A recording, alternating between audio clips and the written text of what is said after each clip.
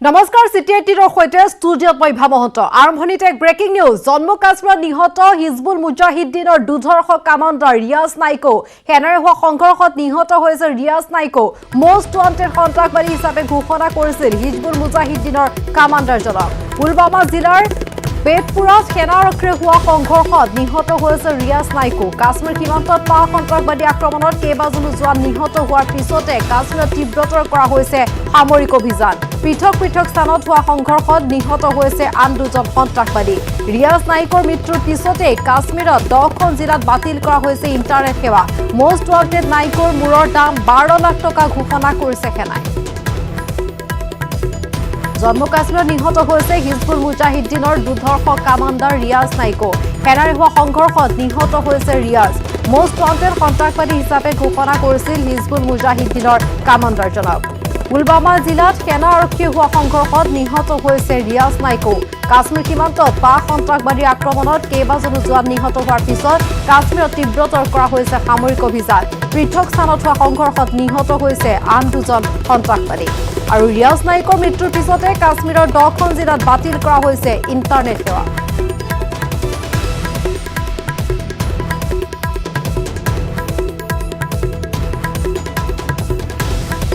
আৰু আমি জনাইছো কিদৰে কেইবাগৰাকীও সেনা জোৱান নিহত হোৱাৰ পিছত ইতিমধ্যে শেহতীয়া খবৰ আমি জনাইছো জম্মু কাশ্মীৰত যেহেতু অভিযান তীব্ৰতৰ কৰা হৈছিল আৰু এই অভিযানতে হিজবুল জম্মু কাশ্মীৰত নিহত হৈছে হিজবুল মুজাহিদিনৰ দুধৰ্ষ কামাণ্ডাৰ ৰিয়াজ নাইকো সেনাৰে হোৱা সংঘৰ্ষত নিহত হৈছে ৰিয়াজ নাইকো জম্মু কাশ্মীৰত নিহত হৈছে হিজবুল মুজাহিদিনৰ দুধৰ্ষ কামাণ্ডাৰ ৰিয়াজ সেনাৰে হোৱা সংঘৰ্ষত নিহত মোষ্ট ৱান্টেড সন্ত্ৰাসবাদী হিচাপে ঘোষণা কৰিছিল হিজবুল মুজাহিদিনৰ কামাণ্ডাৰজনক পুলৱামা জিলাৰ সেনা আৰক্ষীৰ হোৱা সংঘৰ্ষত নিহত হৈছে ৰিয়াজ নাইকো কাশ্মীৰ সীমান্তত পাক সন্ত্ৰাসবাদী আক্ৰমণত কেইবাজনো জোৱান নিহত হোৱাৰ পিছতে কাশ্মীৰত তীব্ৰতৰ কৰা হৈছে সামৰিক অভিযান পৃথক স্থানত হোৱা সংঘৰ্ষত নিহত হৈছে আন দুজন সন্ত্ৰাসবাদী ৰিয়াজ নাইকৰ মৃত্যুৰ পিছতে কাশ্মীৰৰ 10খন জিলাত বাতিল কৰা হৈছে ইণ্টাৰনেট সেৱা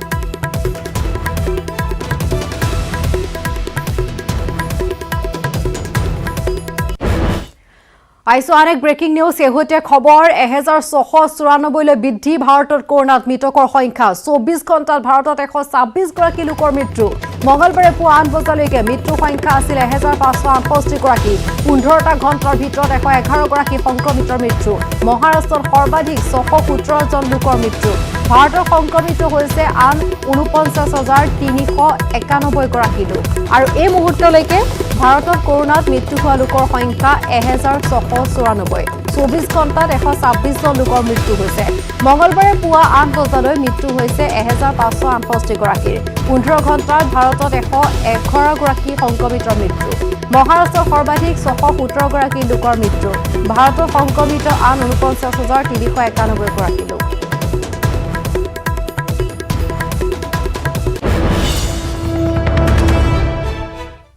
অসমৰ চাহ উদ্যোগৰ 600 কোটি টকাৰ লোকচান সংবাদমেলত এই তথ্য প্ৰকাশ মন্ত্ৰী চন্দ্ৰমোহন পাটোৱাৰীৰ লকডাউনৰ বাবে এই বৃহৎ ক্ষতি চাহ উদ্যোগৰ সমগ্ৰ ভাৰতত 1000 কোটি টকাৰ লোকচান 2019 চনত ভাৰতত উৎপাদন হৈছিল 715.49 মিলিয়ন কেজি চাহ ইয়াৰে অসমত উৎপাদন হৈছিল 52% ৰাজ্যত খোলা হৈছে 783খন চাহ বাগিচাত কৰ্মৰত 11,33,000 লোক চাহ উদ্যোগৰ 600 কোটিৰ লোকচান সংবাদমেলত এই তথ্যৰ প্ৰকাশ মন্ত্ৰী চন্দ্ৰমোহন পাটোৱাৰীৰ লকডাউনৰ বাবে এই বৃহৎ ক্ষতি হৈছে চাহ উদ্যোগত সমগ্ৰ ভাৰতত 1000 কোটি টকাৰ লোকচান 2019 চনত ভাৰতত উৎপাদন হৈছিল 715.49 মিলিয়ন কেজি চাহ ইয়াৰে অসমত উৎপাদন হৈছিল 52% ৰাজ্যত ইতিমধ্যে 783খন চাহ বাগিচা খোলা হৈছে বাগিচাত কৰ্মৰত 11,33,000 লোক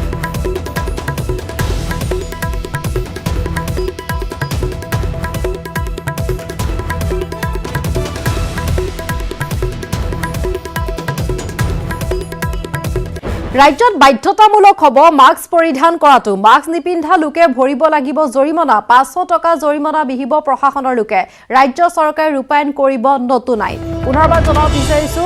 মাস্ক পিন্ধাটো বাধ্যতামূলক কৰা হ'ব ৰাজ্যত আৰু মাস্ক পৰিধান নকৰা লোকে জৰিমনা ভৰিব লাগিব 500 টকা জৰিমনা ভৰিব লাগিব মাস্ক নিপিন্ধা লোকে ৰাজ্য চৰকাৰ অতি সোনকালে ৰূপায়ণ কৰিব এই সন্দৰ্ভত নতুন আইন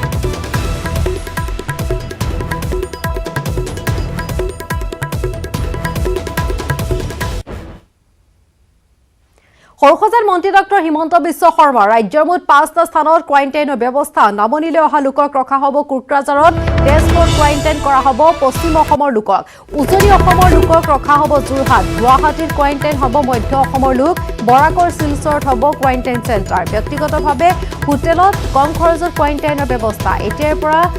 ৱাৰুম হ'ব সৰুসজাই ষ্টেডিয়াম অস্থায়ীভাৱে সৰুসজাইলৈ স্থানান্তৰ কৰা হ'ব এনএছএমৰ কাৰ্যালয় সৰুসজাইত নতুনকৈ 790খন বিচনা সংযুক্ত কৰা হৈছে 2-3 দিনৰ ভিতৰতে অসম পাব বহিৰাজ্যৰ লোক কাইলৈ অসমত উপস্থিত হ'ব গুজৰাট আৰু ৰাজস্থানৰ পৰা অহা 3 শতাধিক ছাত্ৰ-ছাত্ৰী আৰু এই ছাত্ৰ-ছাত্ৰীসকল আৰু বাহিৰৰ পৰা অহা লোকসকলৰ ক্ষেত্ৰত ৰাজ্যৰ মুঠ 5টা স্থানত কোৱাৰেণ্টাইনৰ ব্যৱস্থা কৰা হৈছে নামনিলৈ অহা লোকক ৰখা হ'ব কোকৰাঝাৰত তেজপুৰত কোৱাৰেণ্টাইন হ'ব পশ্চিম অসমৰ লোক উজনি অসমৰ লোকক ৰখা হ'ব যোৰহাটত গুৱাহাটীত কোৱাৰেণ্টাইন হ'ব মধ্য অসমৰ লোক বৰাকৰ শিলচৰত হ'ব কোৱাৰেণ্টাইন চেণ্টাৰ মানুহখিনিকো কোকৰাঝাৰত আমি টেষ্ট কৰিম যদি চিমটমিক দেখো আমি ৰখিব আমি তেওঁলোকক ধৰি পেলাই লৈ আহোঁ যেনেকৈ যোৱাকালি এটা পজিটিভ কেছ আমি পালোঁ তেনেকৈ আমি ধৰি আনি পেলাই কোৱাৰেণ্টাইনত ৰখাওঁ গতিকে এতিয়ালৈকে নজৰটো ঠিকে আছে কিন্তু সংখ্যা বঢ়াৰ লগে লগে পৰিৱেশটো কি হ'ব বুজি পোৱা দিছে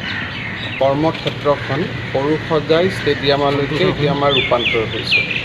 ইমান দিন আমি এনএছএমৰ অফিচৰ পৰা চলিছিলোঁ এতিয়া গোটেই ব্যৱস্থাটো সৰুসজাই ষ্টেডিয়ামলৈকে হ'ব কাৰণ অসমৰ বাহিৰৰ পৰা যিমান মানুহ আহিব কোকৰাঝাৰৰ শ্ৰীৰামপুৰ গেট আৰু বক্সিৰহাট গেটৰ পৰা পুলিচে সৰুসজাই ষ্টেডিয়ামলৈকে লৈ আহিব সৰুসজাই ষ্টেডিয়ামত তেওঁলোকক প্ৰাৰম্ভিক চোৱাৰ পিছত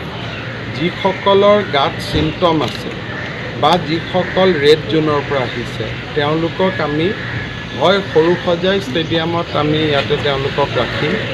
নহ'লে আমি কিছু বাজেট হোটেলৰ ব্যৱস্থা কৰিছোঁ তাতে তেওঁলোক থাকিব আৰু কোনোবাই যদি চৰকাৰী হোটেলত থাকিব নোখোজে বা চৰকাৰী ব্যৱস্থাত থাকিব নোখোজে ব্যক্তিগতভাৱেও যাতে হোটেলত থাকিব পাৰে তেনেকুৱা ৰেডিশ্যনলৈকে আমি কম দামত ভাড়া কৰিছোঁ ভাড়া কিন্তু তেওঁলোকে দিব লাগিব চৰকাৰে নিদিয়ে তেওঁলোকে এটা ৰাতিপুৱা ডিনাৰ পাব ৰাতিপুৱা ব্ৰেকফাষ্ট পাব আবেলি লাঞ্চ পাব গধূলি ডিনাৰ পাব কিন্তু গোটেই কনচেশ্যন মূল্যত আমি যিহেতু গভৰ্ণমেণ্টে মাজত সোমাই ঠিক কৰি দিছোঁ তাৰপিছত তেওঁলোকৰ চেম্পল আমি ল'ম অহাৰ লগে লগে যিসকলৰ নিগেটিভ ওলাব তেওঁলোকক আমি হোম কোৱাৰেণ্টাইনলৈকে পঠাই দিম আৰু যাৰ পজিটিভ ওলাব যেন তেওঁক লগে লগে আমি ইয়াৰ পৰা হস্পিটেললৈকে লৈ যাম আমি প্ৰায় 2000 চৰকাৰী একমডেশ্যন ৰেডি কৰিছোঁ তাৰে সৰুসজাইত 790টা আৰু নিজাকৈ টকা দি থাকিব পৰা আৰু 1000 ৰুম আমি ৰেডি কৰিছোঁ ইয়াৰ লগে লগে অহা পৰহিৰ পৰা আমি চেষ্টা কৰিছোঁ যে এনেকুৱা এটা কেম্প এটা কোকৰাঝাৰত আৰম্ভ হ'ব নামনি অসমৰ জিলাৰ মানুহ তাতে ৰখি যাব মধ্য অসম গুৱাহাটীত আহিব উজনিৰ কাৰণেও যোৰহাটত এনেকুৱা এটা আমি ব্যৱস্থা কৰি আছোঁ আৰু বৰাক ভেলীৰ কাৰণে শিলচৰত উত্তৰ অসমৰ কাৰণে তেজপুৰত হোম কোৱাৰেণ্টাইন যেতিয়া যাবগৈ গাঁৱত তেওঁলোকৰ 2 হাতত আমি এইখিনি জেগাত ষ্টাম্প লগাওঁ আগতে আমি দেখিছোঁ ইয়াত ষ্টাম্প লগালে দীঘল হাতৰ চাৰ্ট পিন্ধি দিয়ে গতিকে এতিয়া আমি ইয়াত এটা ষ্টাম্প লগাম ইয়াত এটা ষ্টাম্প লগাম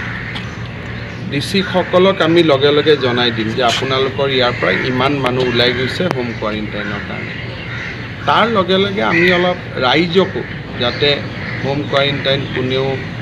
নাভাঙে তাৰ বাবে ৰাইজকো জড়িত কৰাৰ কিছু প্ৰচেষ্টা আমি চলাই আছোঁ অহাকালি মোৰ প্ৰেছ কনফাৰেন্সত এই বিষয়ে আমি দীঘলীয়াকৈ ক'ম কাৰণ আজিৰ দিনটো আমি আলোচনাৰ বাবে আমাক সময় লাগিব আমি গতিকে এইখিনি যদি আমি ৰাখিব পাৰোঁ তেতিয়াহে অসমখনত স্বাভাৱিক অৱস্থা থাকিব কিন্তু 1 লাখ লোকৰ যদি 500ও যদি ইয়াত কিবা জীৱাণু কঢ়িয়াই লৈ আহে তেতিয়াহ'লেতো ৰাখিব পৰা নাযাব কাৰণ 500ৰ পৰাই 5000 5000ৰ পৰাই 10000 হ'ব আজি কোনোবা ষ্টুডেণ্ট এনেকুৱা আজি আমি গুজৰাটৰ পৰা 104 জনৰ ষ্টুডেণ্ট টীম এটা আহি আছে, অহাকালি আহি পাব। ৰাজস্থানৰ মেয়ৰ ইউনিভাৰ্চিটিৰ পৰা 40 জনৰ ষ্টুডেণ্টৰ গ্ৰুপ এটা আহি আছে, অহাকালি আহি পাব। চ' অহাকালি প্ৰায় 200 মান ষ্টুডেণ্ট গ্ৰুপ হিচাপে আহিব। আৰু আমি আৰু এটা সৰু শিক্ষা বিভাগৰ পৰা এটা কণ্ট্ৰল ৰুমো কৰিম, যাতে ষ্টুডেণ্টসকলক অহা বাছৰ ব্যৱস্থা এইখিনিৰ কাৰণে আমি অলপ সহায় কৰিব পৰা ব্যৱস্থাও চিন্তা কৰি থৈছোঁ। কালি মই আপোনালোকক ক'ম। কিন্তু অহাকালি 200 ষ্টুডেণ্ট আহিব, যেনেকৈ কোটাৰ বেটছখিনি আহিছিল, অহাকালিও 200 বেটছ এটা আহিব, এটা গুজৰাটৰ পৰা, এটা ৰাজস্থানৰ পৰা, আৰু 2টা ৰেড জোনৰ পৰা। সেইকাৰণে আমি বিশেষ সাৱধানতা ল'ব লাগিব। তেওঁলোকক কোৱাৰেণ্টাইনটো ইয়াতে কৰাব নে? তেওঁলোকে নিজৰ কথা, কোনোবা যদি দেউতাক মাকে টকা পইচা দিব খোজে তেওঁলোকে হোটেলত যাব পাৰিব। যোনে চৰকাৰী খৰচত কোৱাৰেণ্টাইন হ'ব সি চৰকাৰে নিৰ্ধাৰিত কৰা হোটেল নহ'লে সৰু সজা ষ্টেডিয়াম। কিন্তু পিছলৈ যেতিয়া সংখ্যাটো বাঢ়ি যাব তেতিয়া উজনিৰখিনি যোৰহাটত, নামনিৰখিনি কোকৰাঝাৰত, মধ্য অসমখিনি গুৱাহাটীত 5 জেগাত এইটো বিভক্ত হৈ যাব। কিমান দিনৰ কোৱাৰেণ্টাইন? 14 দিন। কিন্তু সকলো নহয়, যাৰ টেষ্টত ৰিজাল্ট নিগেটিভ হয় তেওঁলোক হোম কোৱাৰেণ্টাইন কৰা হ'ব। টেষ্টটো অহাৰ লগে লগে, কাৰণ আহিও পাওঁ মানে 5 দিন হৈয়ে যায়। গতিকে তেওঁলোকক অহাৰ লগে লগে আমি টেষ্টটো ল'ম, কাৰণ 1 লাখ লোকক কোৱাৰেণ্টাইন আমি কৰাটো প্ৰশ্ন নুঠে। গতিকে আমি ভাবিছোঁ যে এৰাউণ্ড 5000 মানুহক আমি তাৰ ভিতৰত কোৱাৰেণ্টাইন কৰিম, বাকী 95,000 ঘৰত তেওঁলোকে থাকিব। 2 হাতত আমি ইয়াতে ষ্টাম্প লগাই দিম। দীৰ্ঘদিনৰ মূৰত মুকলি হৈছে মহানগৰীৰ হোটেল ৰেষ্টুৰাঁসমূহ। হোটেল ৰেষ্টুৰাঁ মুকলি হ'লেও বান্ধি দিয়া হৈছে কেতবোৰ নতুন নিয়ম অনুসৰি নাই হোটেল ৰেষ্টুৰাঁত খাদ্য গ্ৰহণৰ ব্যৱস্থা। অনলাইন ডেলিভাৰীৰ ওপৰত নিৰ্ভৰশীল একাংশৰ বাবেও এই সময় হৈ পৰিছে বিৰক্তিকৰ, কিয়নো ডেলিভাৰী বয়ৰ অভাৱৰ বাবে চলা নাই ছুইগি, জমেটো ইত্যাদি। তেনেস্থলত হোটেল ৰেষ্টুৰাঁসমূহে কি ব্যৱস্থা গ্ৰহণ কৰিছে আহক চাওক।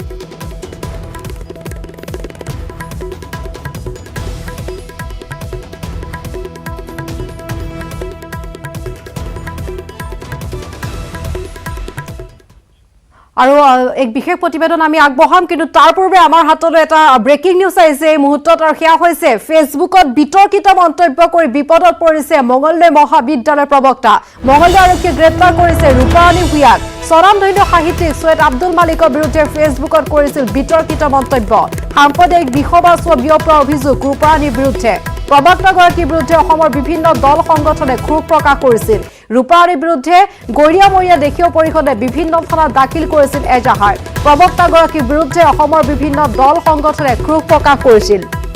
আৰু শেহতীয়াকৈ আমি জনাইছো বিভিন্ন দল সংগঠনৰ ক্ষোভ আৰু থানাত যি গোচৰ তৰা হৈছিল তাৰ ভিত্তিত ফেচবুকত বিতৰ্কিত মন্তব্য কৰা এইগৰাকী মঙলদৈ মহাবিদ্যালয়ৰ প্ৰবক্তা ৰূপাৰাণী ভূঞাক ইতিমধ্যে গ্ৰেপ্তাৰ কৰিছে মঙলদৈ আৰক্ষীয়ে। আমি জনাইছো কিদৰে স্বনামধন্য সাহিত্যিক ছৈয়দ আব্দুল মালিকৰ বিষয়ে ফেচবুকত কৰিছিল তেওঁ বিতৰ্কিত মন্তব্য। কেৱল ছৈয়দ আব্দুল মালিকেই নহয়, আৰু বহুকেইটা মন্তব্য কৰিছিল। সাম্প্ৰদায়িক বিষবাস্প বিয়পোৱাৰ অভিযোগ উত্থাপন হৈছে তাৰ পিছতে এইগৰাকী প্ৰবক্তাৰ বিৰুদ্ধে। প্ৰবক্তাগৰাকীৰ বিৰুদ্ধে অসমৰ বিভিন্ন দল সংগঠনে বিগত সময়ত ক্ষোভ প্ৰকাশ কৰি আছে, আৰু তাৰ পিছতে ৰূপাৰাণীৰ বিৰুদ্ধে গৰিয়ামৰীয়া দেশীয় পৰিষদে বিভিন্ন থানাত এজাহাৰ দাখিল কৰিছিল, আৰু তাৰ ভিত্তিতে শেহতীয়াকৈ গ্ৰেপ্তাৰ কৰা হৈছে এইগৰাকী প্ৰবক্তাক।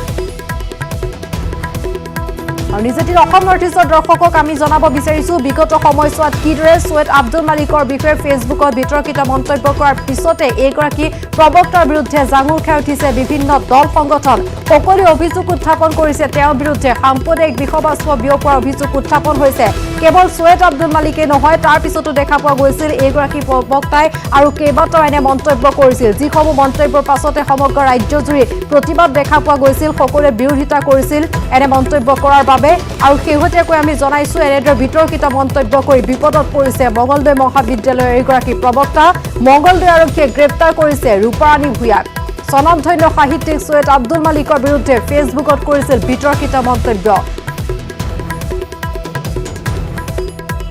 তেওঁৰ বিৰুদ্ধে পোষ্ট লিখিছিল, আমাক ধমকি দি ক'লে যে তেওঁ ডিজিপি বুলিও লিখা নাই দেই, ভাস্কৰজ্যোতি মহন্ত মোৰ ভাল বন্ধু, তেখেতক মানে তথ্যবিলাক মই ৰাখি থৈছোঁ, তেখেতক দিম, তেখেত এতিয়া লকডাউনত ব্যস্ত আছে। আৰু হয়তো ডিজিপি মহোদয়ে ইছমাইল হুছেইনৰ কথা শুনি এনেকুৱাখন কৰিছে আৰু মই সেইটো তেওঁৰ পোষ্টৰ পৰা সেই বস্তুটো পাইছোঁ মই ফেচবুকতো দিছোঁ আপোনালোক চাব পাৰে দেই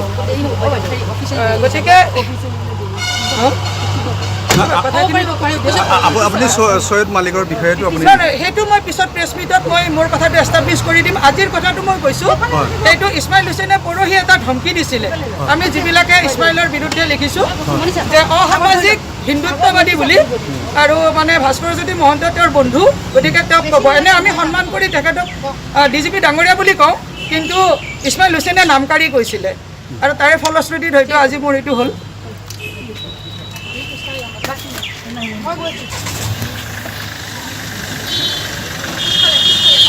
আৰু গ্ৰেপ্তাৰ কৰাৰ পিছতে এনেদৰে সংবাদ মাধ্যমৰ আগত নিজৰ ভাষ্য নিজৰ প্ৰতিক্ৰিয়া ব্যক্ত কৰিছে নিজৰ দোষ স্বীকাৰ কৰা নাই দেখা গৈছে তাৰ বিপৰীতে তেওঁ জনাইছে আৰু কেইবাগৰাকী ব্যক্তিৰ নাম সাঙুৰি লৈছে আমি জনাইছোঁ এইগৰাকী প্ৰবক্তাই বিগত সময়ত ফেচবুকত বিতৰ্কিত মন্তব্য নিজে বিতৰ্কিত মন্তব্য কৰাৰ লগতে আন কেইবাগৰাকী ব্যক্তিকে সমগ্ৰ বিষয়টো যিহেতু সাঙুৰি লৈছিল ফেচবুকত দেখা পোৱা গৈছিল ইজনে আনজনক বোকা ছটিওৱাৰ এই খেল আৰু কেৱল সৈয়দ আব্দুল মালিক নহয় তাৰ পিছতো দেখা পোৱা গৈছিল এইগৰাকী প্ৰবক্তাৰ যি তেওঁৰ ফেচবুক একাউণ্ট তাত তেওঁ আন বহুকেইটা এনে সাম্প্ৰদায়িক বিষবস্ত্ৰ বিয়পোৱাৰ অভিযোগ তেওঁ কৰা দেখা পোৱা গৈছিল আৰু এই বিষবস্ত্ৰ বিয়পোৱাৰ অভিযোগৰ পিছতে দেখা পোৱা গৈছে বিগত সময়ত অসমৰ বিভিন্ন দল সংগঠনে ব্যক্তি বিশেষে ক্ষোভ প্ৰকাশ কৰিছে এইগৰাকী প্ৰবক্তাৰ বিৰুদ্ধে আৰু ৰূপাৱলীৰ বিৰুদ্ধে গৰিয়ামৰীয়া দেশীয় পৰিষদে বিভিন্ন থানাত এজাহাৰ দাখিল কৰিছিল প্ৰবক্তাগৰাকীৰ বিৰুদ্ধে অসমৰ বিভিন্ন দল সংগঠনে ক্ষোভ প্ৰকাশ কৰিছিল আৰু এই সন্দৰ্ভত শেহতীয়া খবৰৰ বাবে সংযুক্ত হৈছোঁ আমাৰ সাংবাদিক নৱজ্যোতি মহন্তৰ সৈতে নৱজ্যোতি ইতিমধ্যে গ্ৰেপ্তাৰ কৰাৰ পিছত আমি প্ৰবক্তাগৰাকীৰ ভাষ্য শুনা পাইছোঁ তেওঁ কৈছে কেৱল সৈয়দ আব্দুল মালিক নহয় আমি যদি চাওঁ তেওঁ ফেচবুক একাউণ্টত আৰু বহুতো এনে সাম্প্ৰদায়িক বিষবস্ত্ৰ বিয়পোৱা মন্তব্য কৰিছিল এইগৰাকী প্ৰবক্তাই নিশ্চয়কৈ ইভা ক'ব লাগিব যে এইগৰাকী প্ৰবক্তাই কেইবাবাৰো ছ'চিয়েল মিডিয়াত সাম্প্ৰদায়িক মন্তব্য কৰি আহিছে আৰু ইয়াৰ পিছতেই কিন্তু শেহতীয়াভাৱে যি চৰ্চালৈকে আহিছিলে যে ফেচবুকত এক বিতৰ্কিত মন্তব্য কৰিছিল স্বনামধন্য সাহিত্যিক সৈয়দ আব্দুল মালিকক লৈ পেলাই আৰু ইয়াৰ পিছতেই কেইবাটাতো গোচৰ ৰুজু হৈছিল আৰু গৰিয়ামৰীয়া দেশী জাতীয় পৰিষদে অসমৰ বিভিন্ন থানাত তেওঁলোকে গোচৰ ৰুজু কৰিছিল আৰু অন্যান্য লোকসকলেও তেওঁৰ ওপৰত গোচৰ ৰুজু কৰিছিল কিন্তু তাৰ পিছতেই দেখিবলৈ পোৱা গৈছে আৰক্ষী প্ৰশাসনে কেইবাবাৰো মাতি আনিছিলে এইগৰাকী প্ৰবক্তাক মঙলদৈ আৰক্ষী থানাত কেইবাদিনো তেওঁক সোধপোছৰ কাৰণে মাতি আনিছিলে আৰু অৱশেষত আজি তেওঁক গ্ৰেপ্তাৰ কৰা হ'ল এই প্ৰবক্তাগৰাকী আমি ক'ব লাগিব যে যোৱা 22 তাৰিখে তেওঁৰ বিৰুদ্ধে মঙলদৈ থানাত আৰক্ষীয়ে এটা নিজাভাৱে কেছ ৰুজু কৰিছিলে 225/2020 নম্বৰ এটা কেছ ৰুজু কৰিছিলে আৰক্ষীয়ে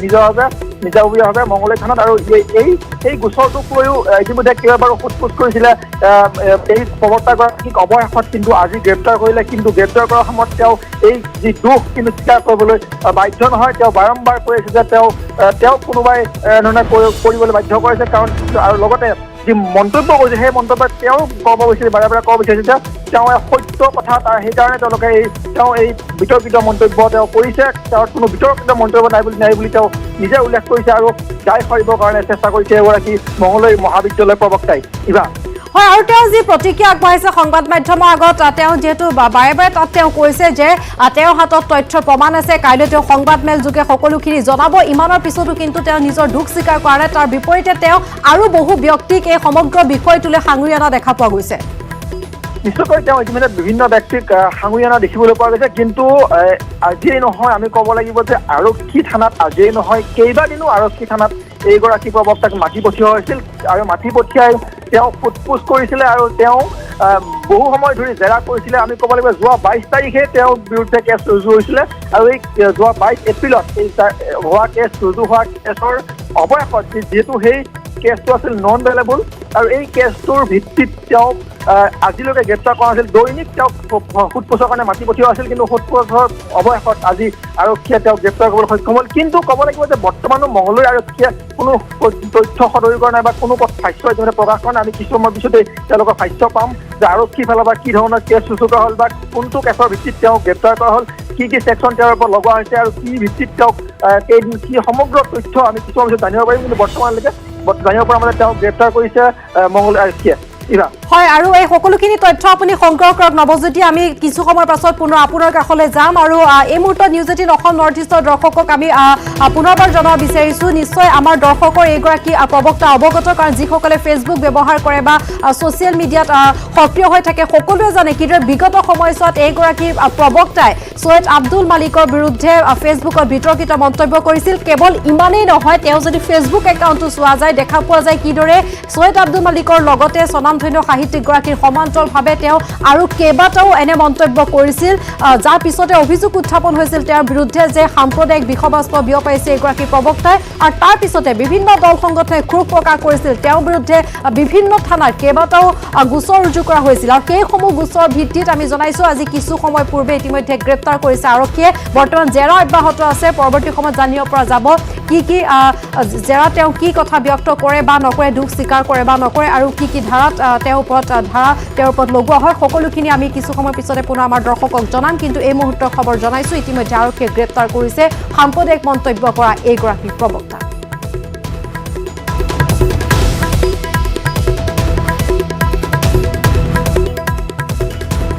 আৰু যেহেতু নৱজ্যোতি মহন্তই আমাক জনাই আছে মঙলদৈৰ পৰা তেওঁ বৰ্তমান উপস্থিত আছে মঙলদৈ থানাত আৰু বৰ্তমান আৰক্ষীৰ ফালৰ পৰা সংবাদ মাধ্যমৰ আগত এই গ্ৰেপ্তাৰ প্ৰসংগত যিহেতু বিস্তৃতভাৱে সংবাদ মাধ্যমৰ আগত সদৰি কৰা হোৱা নাই কিন্তু আমি জনাইছোঁ যে এনেদৰে লৈ যোৱা অৱস্থাত গ্ৰেপ্তাৰ কৰাৰ সময়ত যিহেতু তেওঁ সংবাদ মাধ্যমৰ আগত প্ৰতিক্ৰিয়া ব্যক্ত কৰিছে য'ত দেখা পোৱা গৈছে ফেচবুকত যিদৰে তেওঁ বিতৰ্কিত মন্তব্য কৰি যিদৰে বিপদত তেওঁ পৰিছে সেই সন্দৰ্ভত তেওঁ কোনো অনুশোচনা নাই বা কোনো ধৰণৰ দুখ স্বীকাৰ কৰা নাই বিপৰীতে তেওঁ বিগত সময়ছোৱাত যিসমূহ সাম্প্ৰদায়িক মন্তব্য কৰিছে বা যিসমূহ লিখি আহিছে তেওঁ কৈছে মোৰ হাতত তথ্য প্ৰমাণ আছে এনেধৰণৰ কথা তেওঁ কৈছে আৰু কেইবাগৰাকীও ব্যক্তিক তেওঁ এই সমগ্ৰ বিষয়টো সাঙুৰি নিছে কেৱল স্বনামধন্য সাহিত্যিক সৈয়দ আব্দুল মালিক নহয় এইগৰাকী প্ৰবক্তাৰ যদি ফেচবুক একাউণ্ট চোৱা যায় দেখা পোৱা যায় কিদৰে তেওঁ সাম্প্ৰদায়িক বিষবাস্প বিয়পোৱা আৰু বহুখিনি এনে বিতৰ্কিত তেওঁ পোষ্ট দিছিলে যাৰ ফলতে সাম্প্ৰদায়িক বিষবাস্প বিয়পাইছে বুলি তেওঁৰ বিৰুদ্ধে অভিযোগ উত্থাপন হৈছে আৰু তাৰ পিছতে তেওঁ সেই ফেচবুক পোষ্টসমূহ ভাইৰেল হোৱাৰ পিছতে ৰাজ্যৰ বিভিন্ন দল সংগঠনে ক্ষোভ ব্যক্ত কৰা দেখা গৈছে বিগত সময়ত আৰু লগতে বিভিন্ন থানাত এজাহাৰ দাখিল কৰা হৈছে আৰু তাৰ ভিত্তিতে আজি কিছু সময় পূৰ্বে এগৰাকী প্ৰবক্তাক ইতিমধ্যে আৰক্ষীয়ে গ্ৰেপ্তাৰ কৰিছে বৰ্তমান তেওঁ জেৰা অব্যাহত আছে পৰৱৰ্তী সময়ত জানিব পৰা যাব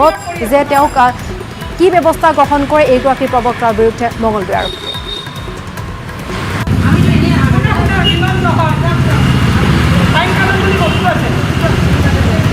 পুলিচ একাডেমিলিটিত যেতিয়া যাম নহয় তহঁতে এটা এটাকে মুখা খুলিব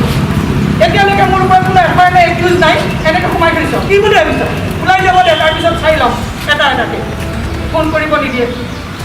পুলিচ একাডেমিলিটিত তহঁতৰ মাৰা বজাই দিম মই ইছমাইলৰ কথা এইবিলাক কৰি আছ নহয়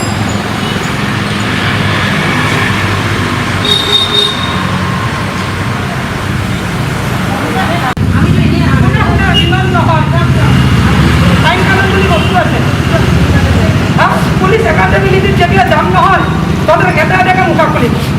এতিয়ালৈকে মোৰ ওপৰত কোনো এফআইআৰ নাই একিউজ নাই এনেকৈ সোমাই থৈছ কি বুলি ভাবিছ ওলাই যাব দে তাৰপিছত চাই ল'ম এটা এটাকে ফোন কৰিব নিদিয়ে পুলিচ একাডেমিলিটিত তহঁতৰ মাৰা বজাই দিম মই ইছমাইলৰ কথা এইবিলাক কৰি আছ নহয়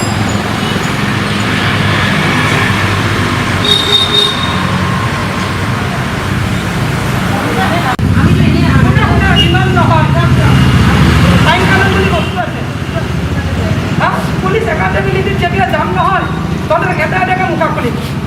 এতিয়ালৈকে মোৰ ওপৰত কোনো এফআইআৰ নাই একিউজ নাই এনেকৈ সোমাই থৈছ কি বুলি ভাবিছ ওলাই যাব দে তাৰপিছত চাই ল'ম এটা এটাকে ফোন কৰিব নিদিয়ে আৰু এখন হ'ব চিটি 18ত আমাৰ দৰ্শকক আমি জনাই যাম শেহতীয়া খবৰ সময় হৈছে বিৰতি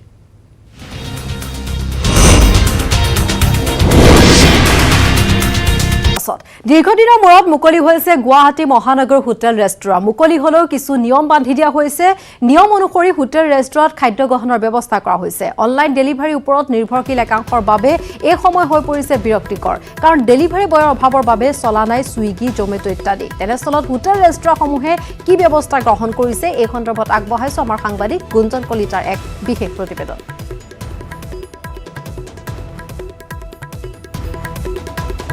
দিয়া হৈছে কিন্তু এই ৰেষ্টুৰেণ্টসমূহত বা এই মিঠাইৰ দোকানসমূহত আপুনি আহি কোনো আহাৰ গ্ৰহণ কৰিব নোৱাৰিব আপুনি বস্তু ইয়াৰ পৰা ক্ৰয় কৰি আপুনি লৈ যাব পাৰিব আৰু মই বৰ্তমান আহিছোঁ ফাঁচী বজাৰৰ জেবিজত আৰু জেবিজত তেওঁলোকে ছিকিউৰিটি গাৰ্ড এনেধৰণে ৰৈ আছে ইয়াত স্কেনিং কৰা হ'ব আৰু স্কেনিং কৰাৰ পিছত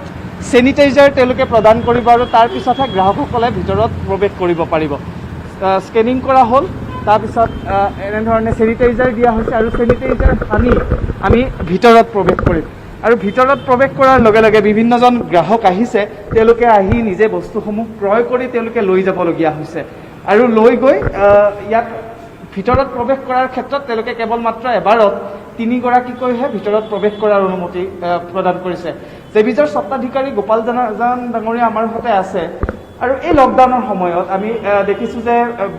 ব্যৱসায় বাণিজ্যৰ ক্ষেত্ৰত যথেষ্ট প্ৰভাৱ পৰিছে শেহতীয়াভাৱে অনুমতি দিয়া হৈছে খুলিবলৈ কিন্তু তাতো যথেষ্ট নীতি নিৰ্দেশনা আছে কেনে ধৰণৰ বিশেষ ব্যৱস্থা কৰা হৈছে যিহেতু কৰোণা ভাইৰাছ গোটেই বিশ্বতে এটা আলোড়ন সৃষ্টি কৰিছে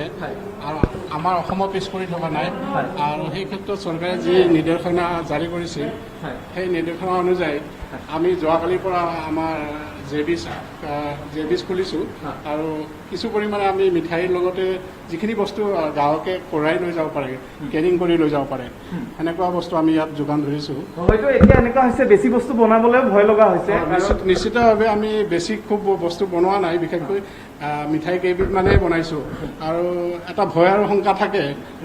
গ্ৰাহক আহিবনে নাই বা তেওঁলোকে কেনেদৰে গ্ৰহণ কৰিব সেইটো আমি কেইদিনমান পিছতে গম পাম আচলতে আৰু সেই হিচাপে আমি খুব কম পৰিমাণৰ খাদ্য প্ৰস্তুত কৰিছোঁ আমি জানো যে আপোনালোকৰ ৰেষ্টুৰেণ্টৰো ব্যৱস্থা আছিল কিন্তু এতিয়াতো ৰেষ্টুৰেণ্টটো বন্ধ মানুহেতো খাব নোৱাৰিব আৰু ইয়াত ভিতৰত আপোনালোকে চাফ চিকুণতাৰ ক্ষেত্ৰত কেনেধৰণৰ ব্যৱস্থা কৰিছে আৰু আপোনালোকে আমি জানিছোঁ যে ডোচা আপোনালোকে বনাইছে যাতে মানুহে লৈ যাব পাৰে আমি south ইণ্ডিয়ানৰ dosa item idli item আৰু চাট আইটেম যিবিলাক পাপৰি চাট হয় বা ফুচকা হয় সেইবিলাক আইটেম বনাইছোঁ কেৱল সেইবিলাক মানুহে লৈ যাব পাৰিব ইয়াত খোৱাৰ কোনো ব্যৱস্থা নাই কাৰণ ৰেষ্টুৰেণ্ট আমি ক্ল'জ কৰি দিছোঁ ইয়াতে আমি সেইখিনি খুব কম ঠাইৰ ভিতৰত এইখিনি গোটেই ব্যৱস্থা কৰিছোঁ আৰু এইখিনি গ্ৰাহকে নিশ্চয় নি ঘৰত আহি খাই খুব ভাল পাব বুলি মই ভাবোঁ আৰু লগতে যিখিনি অনলাইন ব্যৱস্থা আছিল ছুইগি বা জমেট' সেইখিনি এতিয়ালৈ যিখিনি সিহঁতৰ যিবিলাক বয় থাকে সেইবিলাক বয় এতিয়ালৈ গুৱাহাটীত আহি পোৱা নাই ডেলিভাৰী বয়খিনি আৰু প্ৰায় সিহঁতৰ 1000ৰ ওপৰত আছে কিন্তু এতিয়া মই জনাত গুৱাহাটীত প্ৰায় 100 মানে আহি পাইছে আৰু গুৱাহাটীত ইমান ৰেষ্টুৰেণ্ট আছে বা সেই আছে আমাৰ তাৰমানে সকলোৱে সেইখিনি তেওঁলোকে পোৱা নাই এতিয়া পৰৱৰ্তী খবৰ আৰোগ্য লাভ কৰিলে অসমৰ প্ৰথমজন কৰোনা সংক্ৰমিত কৰিমগঞ্জত সংক্ৰমিত জামালউদ্দিনক হস্পিটেলৰ পৰা মুকলিৰ সিদ্ধান্ত এছএমচিএছৰ চিকিৎসাধীন সংক্ৰমিত লোকজন 31 মাৰ্চত লোকজনৰ দেহত ধৰা পৰিছিল মহামাৰী কৰোনা আজি বিয়লি এছএমচিএছৰ পৰা ৰিলিজ দিব জামালউদ্দিনক সুস্থ হৈছে জামালউদ্দিন আৰু আমি জনাইছোঁ অসমৰ প্ৰথমজন কৰোনা সংক্ৰমিতই আৰোগ্য লাভ কৰিছে অসমৰ প্ৰথমজন কৰোনা সংক্ৰমিত জামালউদ্দিন কৰিমগঞ্জৰ তেখেতে আৰোগ্য লাভ কৰিছে আৰু তেখেতক আজি হস্পিটেলৰ পৰা মুকলি কৰি দিয়াৰ সিদ্ধান্ত লোৱা হৈছে এছএমচিএছত চিকিৎসাধীন হৈ আছে সংক্ৰমিত লোকজন 31 মাৰ্চত তেওঁৰ দেহত ধৰা পৰিছিল মহামাৰী কৰোনা আৰু আজি বিয়লি তেওঁক হস্পিটেলৰ পৰা মুকলি কৰিব বুলি জানিব পৰা গৈছে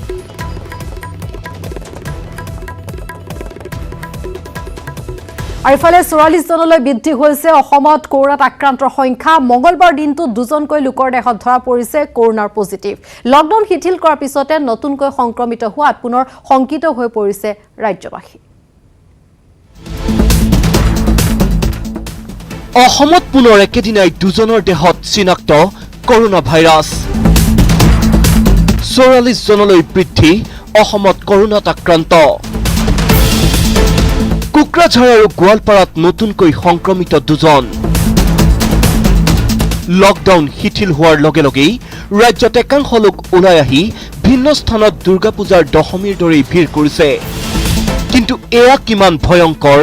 তাৰেই যেন ইংগিত দিছে মঙলবাৰে নতুনকৈ 2জন সংক্ৰমিত চিনাক্ত হোৱাৰ ঘটনাই কাৰণ ৰাজ্যৰ নানা প্ৰান্তলৈ বিয়পিছে কৰোনাৰ সংক্ৰমণ বিটিএডিত প্ৰথমটো কৰোনা সংক্ৰমণৰ ঘটনা কোকৰাঝাৰৰ শ্ৰীৰামপুৰৰ সমীপৰ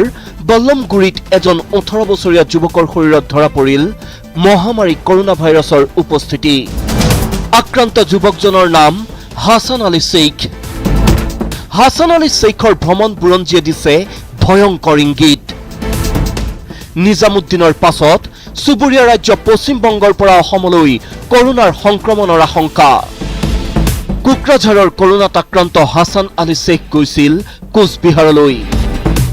কোচবিহাৰৰ পৰা উভতা হাছান আলী আছিল কোৱাৰেণ্টাইনত থকাৰ অৱস্থাতে হাছানৰ দেহত ধৰা পৰিল কৰোনা ভাইৰাছৰ অৱস্থিতি যথেষ্ট শিথিলতাৰে দেশত বলবৎ হোৱা তৃতীয় পৰ্যায়ৰ লকডাউনৰ পাছতে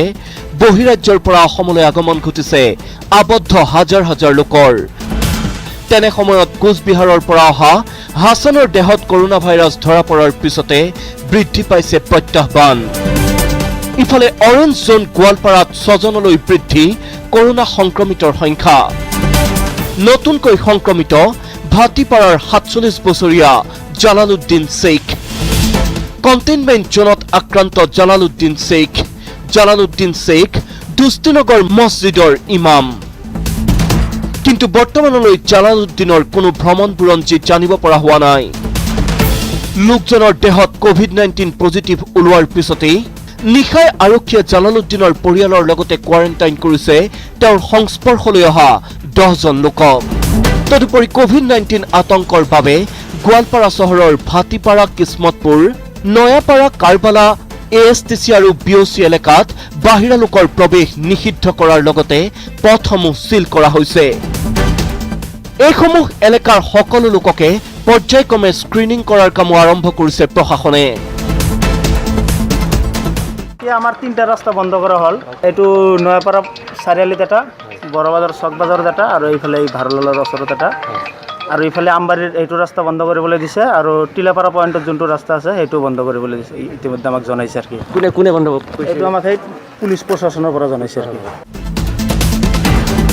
পূৰ্বে 5 জন লোক আক্ৰান্ত হোৱা গোৱালপাৰাত পুনৰ এজন লোক আক্ৰান্ত হোৱা ঘটনাই আতংকিত কৰি তুলিছে সকলোকে গোৱালপাৰাৰ পৰা ৰিংকু দাস আৰু কোকৰাঝাৰৰ পৰা Shantigiri Narzary news 18 Assam north east আৰু চিটি 18 পুনৰ সময় হৈছে খন্তেক বিৰতি